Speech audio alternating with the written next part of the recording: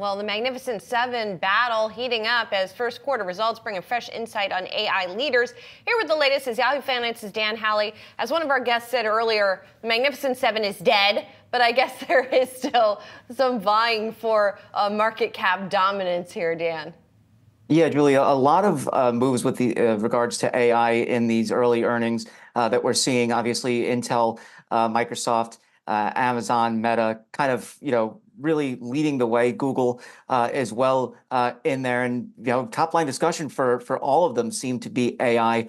Obviously, Intel suffering just on the weakness of guidance. Meta suffering as a result of the kind of investments that they have to make to get up to speed and kind of implement AI. But Microsoft and Google seeming to do well on that. It all really is still about AI when it comes to earnings. And it's how much do companies now have to invest, and then how much are they actually getting out of it? So far, we're seeing Microsoft pull out some more earnings or revenue rather than perhaps the competition. They said that they saw 7 percentage points of revenue in their Azure division from AI. So that's a 7 additional percentage points as a result of AI. Prior quarter, that was 6%. Prior quarter before that, I believe it was 3 or 4%. And then last year it was 1%. So they're seeing that steady growth. They say the reason why they're not going higher, or why you're seeing kind of that steps shrink is because of capacity. They just don't have the available capacity to meet consumer needs right now. And so they're putting a lot into CapEx. Google as well, ramping up their CapEx, saying that they're hoping to see more AI come around as far as not only the Google Cloud platform, where they're seeing some growth, but also in search. And then Meta, they're going to be investing more in AI, obviously by a large margin. They, though, say that they're seeing growth in AI as far as the use of it when it comes to advertising customers. So being able to put together platforms, advertising platforms very quickly for themselves. And then on the Intel side of things, they're pushing forward. They do believe that they'll start to see some momentum in AI. They have their Gaudi 3 chip coming out, but it just doesn't seem as though they'll catch NVIDIA anytime soon. And Dan, what are you looking at ahead to next? Because I'm looking at the calendar for next week, when we've got the likes of AMD, we've got Qualcomm, and of course we've got Apple coming up as well. What are you going to be tuning into when it comes to the next part of the AI conversation?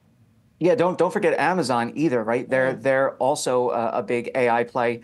They have their Bedrock platform that's part of AWS. So I'll be looking to see what they have to say about that. And the kind of uptake they're seeing, right? Because all these companies have invested now, and they're continuing to invest in their CapEx when it comes to these AI capabilities.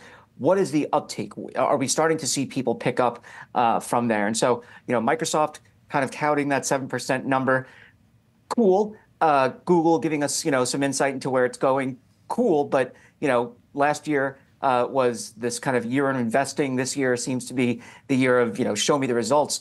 When it comes to AMD, we have on Tuesday as well, where are they seeing sales? Are they seeing improvement when it comes to their servers and their AI offerings? They have that MI300 chip that they say can go toe-to-toe with NVIDIA's H100. And then our PC sales coming back. There's this whole push for the so-called AI PC. Are they seeing improvement there? And, Apple, they're probably not going to say much because we have WWDC coming up, so we'll probably learn some then.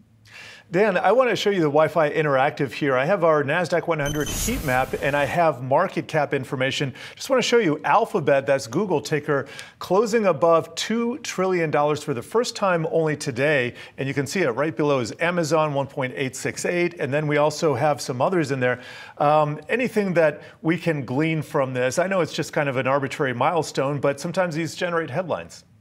Yeah, look, I think it's just more proof that they're doing what they have to do with regards to their AI investments. Obviously, the cloud platform, they did say that they're really starting to see a better run rate as far as YouTube goes, as well as Google Cloud.